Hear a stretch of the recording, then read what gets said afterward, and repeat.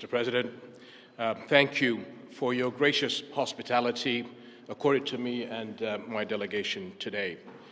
My visit today carries an added meaning as our countries this year mark 75 years of exemplary strategic partnership. However, we had hoped we would be marking this major milestone during better circumstances in my region and the world. Unfortunately, one of the most devastating wars in recent history continues to unfold in Gaza as we speak. Nearly 100,000 people have been killed, injured, or are missing. The majority are women and children. We cannot afford an Israeli attack on Rafah. It is certain to produce another humanitarian catastrophe.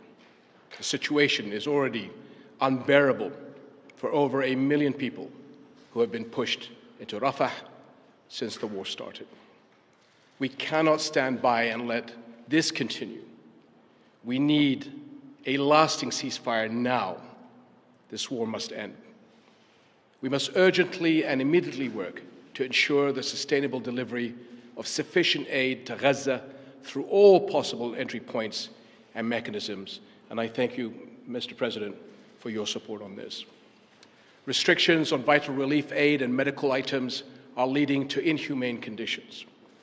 No other UN agency can do what UNRWA is doing in helping the people of Gaza through this humanitarian catastrophe. Its work in other areas of operation, especially in Jordan, where 2.3 million are registered, is also vital. It is imperative that UNRWA continues to receive the support it needs to carry out its mandate.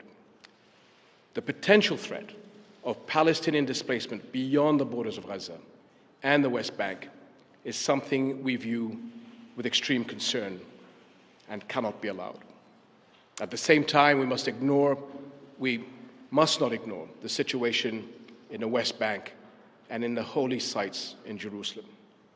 Nearly 400 Palestinians have been killed in the West Bank since October 7th, including almost 100 children and over 4,000 injured.